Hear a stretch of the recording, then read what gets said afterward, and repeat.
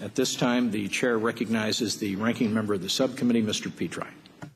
Well, thank you very much, Mr. Chairman, and thank you for calling this hearing. The transition to NextGen is a complex undertaking worthy of rigorous oversight, and sometimes I think when government's involved, it's more complex and takes longer than it might otherwise be. And one of the reasons we're having this hearing is to see if we can't make it more efficient and actually get NextGen deployed in a reasonable period of time.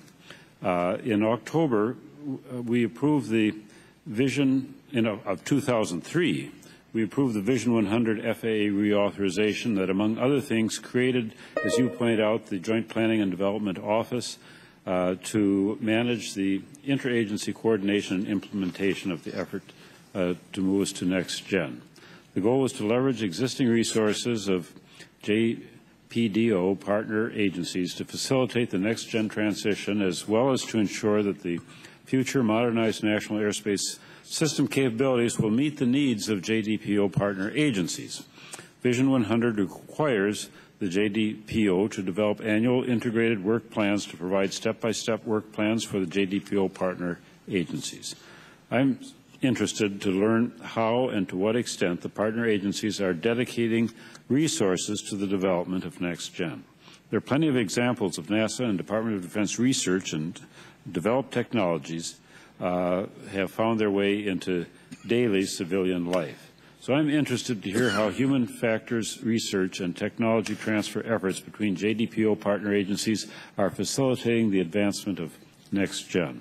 Vision 100 also established the Senior Policy Committee comprised of Cabinet Secretaries and agency heads of the JDPO partner agencies, along with the head of the White House Office of Science and Technology. Purpose of the Senior Policy Committee is to provide guidance on key NextGen policy questions and to maintain senior-level accountability for advancing the NextGen effort. The bipartisan NextGen provisions of the pending House FAA reauthorization bill elevates the position of the JDPO director within the FAA. In November of 2008, President Bush signed an executive order that restores the focus of senior administration-level officials on the NextGen planning and implementation process, and the current administration has seemingly endorsed this approach. I look forward to hearing the IG and GAO's assessments of the current levels of engagement between the JDPO and the Senior Policy Committee and the FAA executives. Also interested in hearing from all the witnesses on just who they believe is in charge of NextGen. A challenging factor within NextGen is that the transformation must happen on a system that can never be turned off for repairs. In addition, the exigencies of the day-to-day operation of the national airspace system can overpower any long-term planning focus. I would like witnesses to address how the JDPO is handling the challenges associated with balancing the needs of the current system, integration of long-term improvements, and planning for future needs. We must also address the need to ensure international harmonization of satellite-based surveillance and air traffic control modernization. Not only must we ensure air traffic control services are interchangeable, but timelines matter too. With regard to satellite-based surveillance, it's not just a matter of keeping up with the Joneses. We must be sure to keep up with Europe, Australia, and even Mongolia's accelerated ADS-B timetables. The value of being first means that you set the standard to which avionics are built. That could mean good-paying jobs here in the United States, a benefit not lost on Americans given the current unemployment levels. Interested in hearing about the JDPO's efforts to keep the U.S. the world's leader for air traffic modernization. Finally, it's argued that NextGen will result in significant cost savings and environmental benefits.